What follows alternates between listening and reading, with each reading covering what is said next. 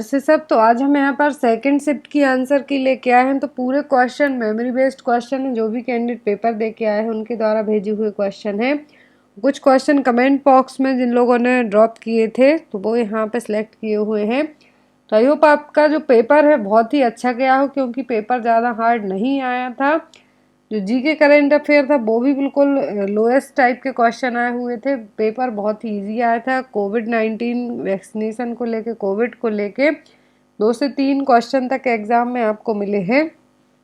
तो यहाँ पर जो भी लोग चैनल पर नए जुड़े हैं, चैनल को सब्सक्राइब करके बेल आइकॉन बटन को जरूर प्रेस करके रखें, जिससे कभी भी वीडियोस अपलोड हो आपको नोटिफिकेशन मिले और आप लोग वीडियोस को देख सकें। तो यहाँ पर जो क्वेश्चन है, हो सकता है कुछ क्वेश्चन फर्स्ट शिफ्ट के भी मिक्सड अप हो गए हों, क्योंकि कैंडिडेट्स ने, जिन भी लोगों ने पेपर भेजे हुए हैं, तो सभी के क्वेश्चंस को मिला के पूरा एक वीडियो में कन्वर्ट किया हुआ है। तो कुछ के फर्स्ट शिफ्ट के, सेकंड शिफ्ट के, फर्स्ट शिफ्ट के मोस्टली क्वेश्चन जो हमने कल वीडियो अपलोड किया था उसमें ऐड कर दिए थे। और जैसे जैसे क्वेश्चन मेरे पास आते जा रहे हैं, चाहे वो फर्स्ट शिफ्ट के हों, सेकंड शिफ्ट के हों, वो आप तक प्रोवाइड करवाए जाएंगे। तो यहाँ पर एंड तक जरूर बने रहें। मोस्टली यहाँ पर 70 और 80 क्वेश्चन है, नंबरिंग नहीं की हुई है, बट सभी क्वेश्चन मेमोरी बेस्ड हैं। तो यहाँ पर क्वेश्चन नंबर फर्स्ट है, रिस्क ऑफ सर्वाइकल कैंसर। तो यहाँ पर सर्वाइकल कैंसर का रिस्क क्या हो सकता है? ऑप्शन में आया था ओसीपी, एचपीवी, नलीपेरा या फिर नन ऑफ द अबव। तो सर्वाइकल कैंसर का जो सबसे ज्यादा रिस्क फैक्टर हो सकता है वो ह्यूमन पैपिलोमा वायरस। क्या होगा? HPV virus. नेक्स्ट है यहाँ पर, which one is the tocolytic agent. Tocolytic agents ऐसे एजेंट्स होते हैं तो प्रेगनेंसी में यदि कोई भी फीमेल को दे दिए जाएं, ग्रेविड मदर को दे दिए जाएं, तो जो क्या होंगे, बेबी के लिए एबनॉर्मलिटीज क्रिएट कर सकते हैं। तो जो टोकोलाइटिक्स ड्रग्स होती हैं तो उनमें से एक कौन सी है? ऑप्शन में लेविटिलॉल, एम्लोडिपिन, ऑक्सीटोसिन या फिर मैग्नीशियम सल्फेट। तो यहाँ पर जो टोकोलाइटिक एजेंट है वो क्या है? MgSO4। क्या है? MgSO4। Next is, all are the part of fallopian tube except. तो फैलोपियन ट्यूब के सभी पार्ट हैं किसी एक को छोड़कर। तो मैं आपको बता दूं कि क्वेश्चन का फॉर्मेट है जो चेंज हो सकता है, बट आपको क्वेश्चन यही आए हुए थे एग्जाम में। जो लोग पेपर दे के, ऐसा नहीं कि किसी पर्टिकुलर पर्सन के द्वारा क्वेश्चन कलेक्ट किए हुए हैं। बहुत सारे लोग, एटलीस्ट 20 लोगों का जो सेकंड शिफ्ट में पेपर हुआ होगा, उनमें से क्वेश्चन लिए गए हैं ताकि कंफ्यूजन ना हो। तो फैलोपियन ट्यूब के पार्ट सभी हैं किसी एक को छोड़कर।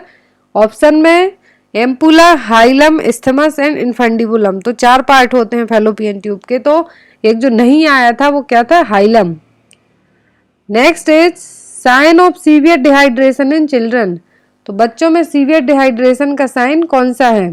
तो ऑप्शन नहीं थे, बट यहाँ पर जो बच्चों में सबसे ज्यादा यदि सीवियर डिहाइड्रेशन हो जाए तो सनकैन एंड ड्रॉपिंग फॉन्टेनेल सभी साइन आते हैं। तो जो लोग पेपर दे के आए उनका कहना है कि सनकैन आइज भी ऑप्शन में था, तो आप इसको मार्क कर सकते हैं। और हो सकता है विद इन 1 और 2 वीक में आपका रिजल्ट भी आ जाए नॉरसेट का, क्योंकि नॉरसेट रिजल्ट ज़्यादा वेट नहीं करवाता है। लास्ट टाइम भी जल्दी आ गया था। नेक्स्ट है यहाँ पर, which is the garden city of India. तो गार्डन सिटी ऑफ इंडिया क्या है? तो वो है Bangalore. Garden green city of India किस शहर को कहा जाता है? कर्नाटक के बेंगलोर को। Next is, non virus vomiting is seen in which condition. तो नॉन वायरस वॉमिटिंग देखने को मिलती है पाइलोरिक स्टेनोसिस में। तो फोर्सफुल और नॉन विलियस वॉमिटिंग होगी वो किस में होगी? पाइलोरिक स्टेनोसिस में। नेक्स्ट है यहाँ पर, check the lithium after last dose. तो जब भी लिथियम देते हैं तो उसका जो लास्ट डोज देते हैं उसके 12 आवर के बाद हमें क्या करना पड़ता है? सीरम लिथियम लेवल को चेक करना होता है कि इनकेस यदि लिथियम टॉक्सिटी तो नहीं हो रही है, तो सीरम लिथियम लेवल है जो चेक किया जाता है। Next is, which type of fluid is in TPN.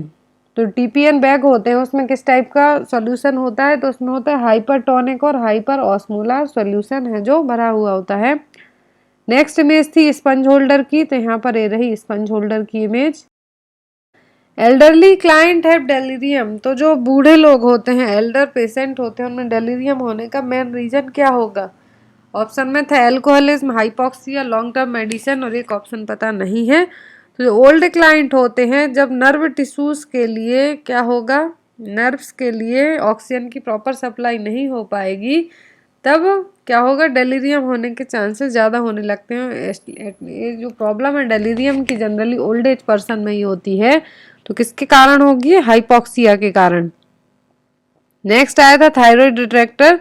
तो यहाँ पर इमेज दे के पूछा गया था कि इंस्ट्रूमेंट किस सर्जरी में यूज होता है, तो ये थायराइडेक्टोमी में यूज होने वाला इंस्ट्रूमेंट है थायराइड रिट्रैक्टर। नेक्स्ट है यहाँ पर in burn injury what is the nurse first responsibility और फर्स्ट प्रायोरिटी। तो बर्न पेशेंट में आपकी फर्स्ट रिस्पॉन्सिबिलिटी क्या होती है, आईवी फ्लूइड है जो लगाने की, क्योंकि बहुत ज़्यादा आईवी फ्लूइड है जो लॉस्ट हो जाता है। तो इसीलिए बर्न इंजरी में आपकी फर्स्ट प्रायोरिटी क्या होगी, IV fluid. Next is syringe sterilised by which method. तो सिरिंज है जो यूवी रेडिएशन के थ्रू स्टरलाइज की जाती हैं।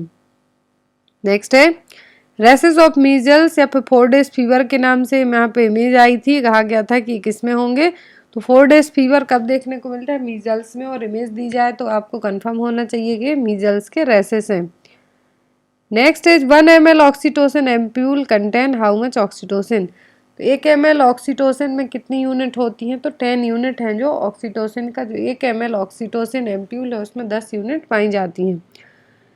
Next is all are viral disease except. तो सभी वायरल डिसीज हैं किसी एक को छोड़कर। तो वायरल डिसीज सभी थी, एक जो नहीं थी वो क्या थी, स्क्रब टाइफस। तो यहाँ पर आपका आंसर क्या होगा, scrub typhus. Next is monofilament sutures.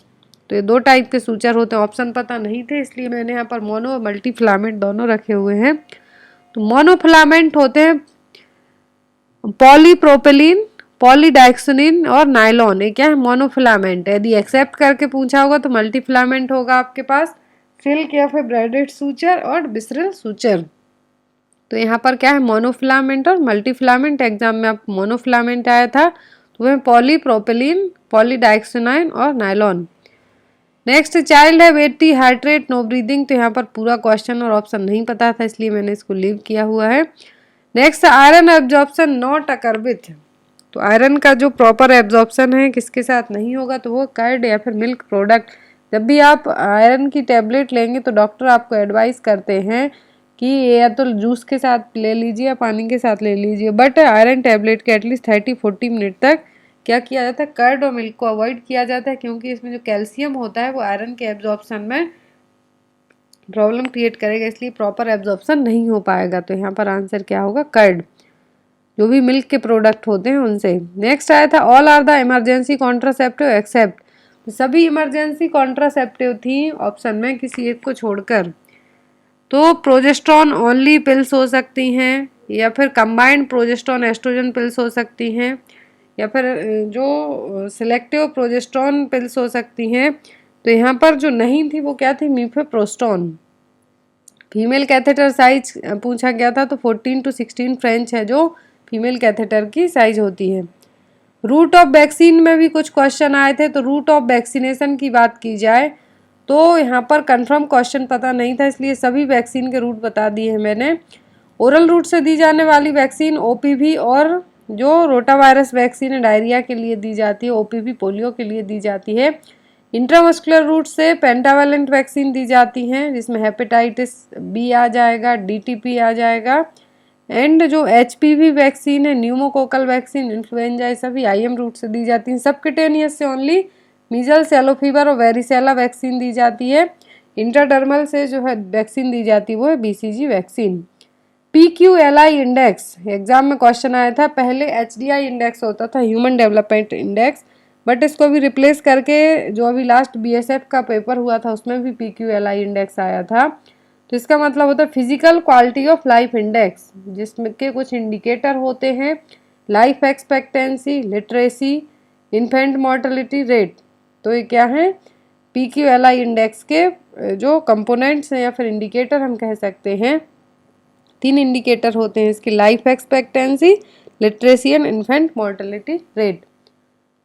Next आया था which is the largest saffron producing state in India. तो भारत में सबसे ज़्यादा जो सेफ्रॉन है, केसर है, इसकी खेती कहाँ पर होती है, जम्मू एंड कश्मीर में।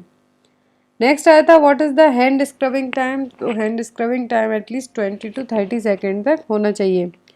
नेक्स्ट है management of fluid and burn. तो बर्न पेशेंट में किस टाइप का फ्लूइड है जो रिप्लेस किया जाता है, तो रिंगर लैक्टेट RL है जो एडमिनिस्टर किया जाएगा। नेक्स्ट क्वेश्चन था according to rule of 9 perineum burns covering. तो रूल ऑफ 9 के अकॉर्डिंग यदि पेरिनियम एरिया बर्न होता है तो कितने परसेंट माना जाता है?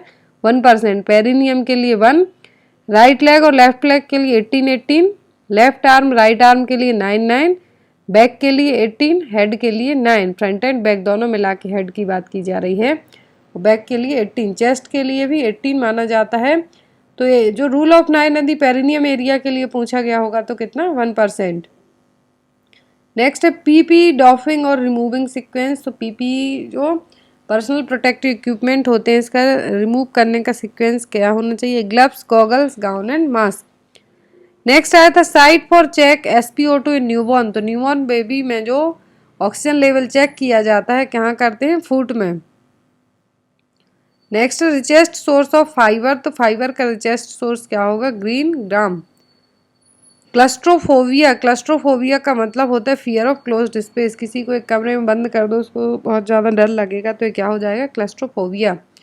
Image of Royals tube. तो यहाँ पर ये रही। अंडरवेट BMI मीन्स, तो अंडरवेट BMI का मतलब होता है जब BMI लेस देन 18.5 से भी कम हो जाए। 16 से रेंज मानी जाती है from 16 to 18.5, but less than 18.5 आ जाता है दैट मीन्स BMI क्या है? अंडरवेट है। फिर इसकी अलग अलग कैटेगरी होती हैं। यहाँ पर ये टेबल दी हुई है और कई बार आपको ये टेबल पढ़ा चुके हैं। Next alcohol withdrawal symptom. तो एल्कोहल विड्रावल सिम्टम्स जो एग्जाम में आए हुए थे, आई होप इन्हीं में से रहे हों, क्योंकि दो टाइप के होते हैं, एक तो मेंटल और फिजिकल, बट दोनों को कंबाइंड एग्जाम में आ जाता है यदि। तो सबसे ज़्यादा जो delirium tremors, alcohol withdrawal symptom का मतलब है यदि आप शराब पी रहे हैं और आपकी सडनली स्टॉप करवा दी जाती है तो आपकी बॉडी को सिम्टम शो करेगी, तो क्या होंगे? Withdrawal symptom. तो अल्कोहल विड्रावल सिम्टम में फिजिकल की बात करें तो सीजर्स आ सकते हैं, डेलिरियम ट्रिमर्स है जो ट्रिमर्स होंगे, एब्डोमिनल क्रैम्प होंगे, नोजिया वॉमिटिंग होंगे। बट मेंटल में एंजाइटी होगी, डिप्रेशन होगा, मूड स्विंग्स होंगे, इंसोम्निया होगा। तो यहाँ पर क्या होगा? Mental symptoms. प्री एक्लेम्सिया के सिम्टम आए थे। तो प्री एक्लेम्सिया में क्या होगा? ब्लड प्रेशर बहुत ज़्यादा होगा, जो डायस्टोलिक BP है 90 to 109 तक जाएगा। प्रोटीन यूरिया होगा, हेडेक होगा, ब्लड विजन होगा। साथ ही साथ यहाँ पर आपका BP हाई होने के साथ साथ आपको क्या होगा? जो स्वेलिंग है वो भी रहेगी। बट यहाँ पर यदि डिफरेंस करके पूछा गया हो तो वो कन्वर्जन्स ओनली एक्लेम्सिया में आएंगे, ना कि प्री एक्लेम्सिया में। यदि एक्सेप्ट करके क्वेश्चन आया हो तो आपने यदि कन्वर्जन्स और अनकॉन्शियसनेस को मार्क किया होगा तब आपका आंसर सही होगा। Next which IV fluid move the fluid from cell to extracellular fluid. तो ये होते हैं hypertonic fluid. Primary diagnostic test for cervical cancer. तो सर्वाइकल कैंसर के लिए प्राइमरी डायग्नोस्टिक टेस्ट क्या होता है? Pap smear. HPV वैक्सीन तो सर्वाइकल कैंसर के लिए दी जाती है प्रिवेंट करने के लिए। क्लोरामफेनिकोल के साइड इफेक्ट पूछे थे तो वो है bone marrow suppression. Next which gas is used in laparoscopy procedure. तो लेप्रोस्कोपी प्रोसीजर में एब्डोमेन को इन्फ्लेट करने के लिए कौन सी गैस यूज़ की जाती है? तो carbon dioxide. Largest bone of human body. तो ह्यूमन बॉडी की सबसे बड़ी हड्डी कौन सी है? फीमर। स्मॉलेस्ट पूछते तो stapes. Covid patient clothes is cleaned with which solution. तो जो कोविड पेशेंट है उसके क्लॉथ्स किस सॉल्यूशन से क्लीन किए जाते हैं? सोडियम हाइपोक्लोराइड से। नेक्स्ट है Covid is which type of disease. तो कोविड क्या है? पेंडेमिक है, मतलब कि पूरे वर्ल्ड वाइड फैली हुई है। नेक्स्ट क्वेश्चन था bluish discoloration of the cervix. तो सर्विक्स का जो कलर है ब्लूइश टाइप का हो जाए तो क्या है? चैडविक और Jacquemier sign. Next is for vision which cranial nerve is responsible. तो देखने के लिए कौन सी क्रेनियल नर्व रिस्पॉन्सिबल होती है? तो वो है optic nerve. Next is decrease production of RBC is leads to. तो एनीमिया में जो RBC का जो प्रोडक्शन है कम होने लगता है। नेक्स्ट क्वेश्चन था 7th day of lochia is based on which colour. Generally 4 to 10 days का लोचिया यहाँ पे कंसीडर किया जाएगा तो वो होगा लोचिया सिरोसा, जो कि पिंकिश ब्राउन कलर का होगा। Next is what is the use of binder in abdominal surgery. तो एब्डोमिनल सर्जरी में एब्डोमिनल बाइंडर यूज किए जाते हैं। तो ये क्या करेंगे? जो पोस्ट ऑपरेटिव पेन्स है, साइकोलॉजिकल स्ट्रेस है, इसको कम करेंगे और एब्डोमिनल वॉल को डेहिसेंस से प्रमोट करेंगे। मतलब कि जो डेहिसेंस की सिचुएशन हो सकती है उससे उसको हेल्प करेंगे। नेक्स्ट है Eden Garden is related with which game. तो एडन गार्डन है जो क्रिकेट से रिलेट करते हुए गेम है, जो कि मैक्का ऑफ इंडियन क्रिकेट के नाम से भी इसको जाना जाता है। Next is the Durand football tournament is also known as. तो इसका दूसरा नाम है डुरांड कप, जो कि भारत में होने वाला डुरांड कप है। पहली बार ये कहाँ पर हुआ था? शिमला में। Next is tehri dam is located in which state of India. तो तहरी डैम है जो कहाँ पर है? उत्तराखंड में भगवती रिवर के ऊपर, सॉरी भागीरथी रिवर के ऊपर इस डैम को बनाया गया है। नेक्स्ट है highest motorable road in India. तो डुंगरीला जो उत्तराखंड में हाईएस्ट मोटरेबल रोड माना जाता है भारत का। नेक्स्ट आया था रेडिएशन हैजार्ड का symbol. Bandage used in joints. In Foley's catheter which solution used. Which intramuscular injection is generally avoid to damage the sciatic nerve. इसके सही ऑप्शन पता थे तो कौन सा आईएम इंजेक्शन है जिससे सियाटिक नर्व डैमेज हो सकती है, तो हमें उस इंजेक्शन को अवॉइड करना है। ऑप्शन में था वेंट्रोग्लूटियल, डॉर्सोग्लूटियल, डेल्टॉइड या फिर वास्टस लैटरलिस। डॉर्सोग्लूटियल मसल्स में यदि हम इंजेक्शन लगाते हैं तो उसी के पास में सियाटिक नर्व होती है, इससे डैमेज होने के चांसेस ज़्यादा हो जाते हैं, इसीलिए डॉर्सोग्लूटियल मसल्स पे आईएम इंजेक्शन अवॉइड करना है। Next is which vaccine is dead virus vaccine. तो वो है कोवैक्सीन, जो भारत में ही बनाई गई है। भारत में बनाई गई कोवैक्सीन को फर्स्ट इंडिजियस वैक्सीन के नाम से भी जाना जाता है। Next is which is the microcytic hypochromic anaemia. तो वो है आयरन। नेक्स्ट आया था डीएमपीए को लेके question. Injectable deport medroxy progesterone acetate जो डीएमपीए है कितने इंटरवल के बाद दी जाती है? तो एवरी 3 मंथ में, हर 3 महीने में इस जो डीएमपीए इंजेक्टेबल कॉन्ट्रासेप्टिव मेथड है इसको इंजेक्ट किया जाता है। नेक्स्ट है DMPA injectable programme by government. तो डीएमपीए किस प्रोग्राम के तहत आती हैं? तो ये आती हैं अंतरा, जो अंतरा गवर्नमेंट सप्लाई होती है उसमें डीएमपीए ही प्रेजेंट होता है। Next long term use of levodopa in carbidopa in Parkinson's में कॉज। तो पार्किंसन ट्रीटमेंट में लेवोडोपा और कार्बिडोपा दिया जाएगा, तो यदि इसको लॉन्ग टर्म तक यूज करते हैं तो वो क्या हो सकता है?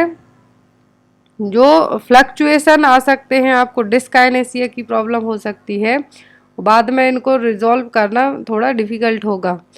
नेक्स्ट एल्बेंडाजोल प्रोग्राम को लेके कुछ क्वेश्चन एग्जाम में आए थे, बट किसी को प्रॉपर आंसर ऑप्शन और क्वेश्चन ही याद नहीं था।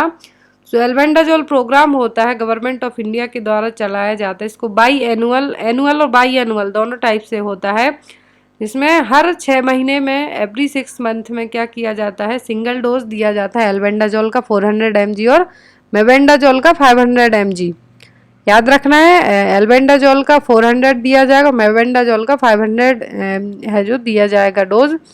Young children 12 to 23 month of age, जो बच्चे यहाँ पर इंक्लूड किए जाएंगे 1 साल से लेके 2 साल तक की एज ग्रुप के बच्चे, फिर 1 साल से 4 साल तक के, या फिर 5 to 12 ईयर के बच्चे। तो यहाँ पर इतने ही क्वेश्चन मिले थे। आई होप आपके यही क्वेश्चन एग्जाम में आए हों। तो जिन भी लोगों को और क्वेश्चन याद हो आप मेरे व्हाट्सएप नंबर पर क्वेश्चन भेज सकते हैं। Thank you for watching.